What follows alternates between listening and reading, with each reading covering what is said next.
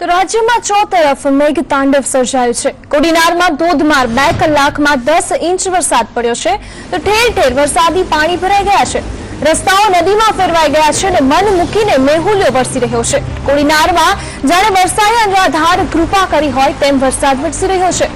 મેઘમહેરની સાથે સાથે મેઘ કહેર પણ થવા આવી છે। લોકોને ભારે હાલાકીનો સામનો કરવો પડી રહ્યો છે અને સમગ્ર વિસ્તારમાં મેઘ તાંડવથી સર્વત્ર પાણી ફરી વળ્યું છે। એક બાજુ ધોધવતો અરબી સાગર અને બીજી બાજુ મુશળધાર વરસાદથી વેરાવળનો ભૂભાગ બેટમાં ફેરવાયો છે। સૌરાષ્ટ્ર સહિત રાજ્યના અન્ય વિસ્તારોમાં પણ મેઘો અનરાધાર વરસી રહ્યો છે। તો વોલીબોલની નેશનલ કપ્તાન ચેતના વાળાના સરખડી ગામની શેરીઓમાં કમરસમાં પાણી ભરાયા છે। સૂત્રાપાડામાં 4 કલાકમાં 4 ઇંચ તેમજ ઉનામાં 2 ઇંચ વરસાદ ખાબક્યો છે અને સમગ્ર કોડીનાર વિસ્તારમાં 12 મેઘ ખાંગા થયા છે।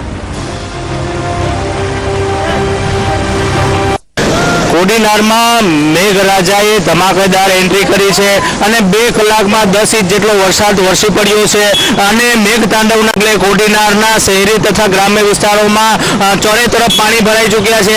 આપ જે દ્રશ્યો નિહાળી રહ્યા છો તે કોડીનારના મારુતિનગર, સરદારનગર અને જે વિરાટનગર છે આ વિસ્તારના દ્રશ્યો છે। આ વિસ્તારમાં ચારે તરફ પાણી થઈ ગયું છે। રહેણાંક વિસ્તાર છે તે બેટમાં ફેરવાયો છે। ખાસ કરીને આ વિસ્તારમાં જે ઝૂંપડાઓ આવેલા છે તે ઝૂંપડાઓ પણ પાણીમાં ગરકાવ બન્યા છે।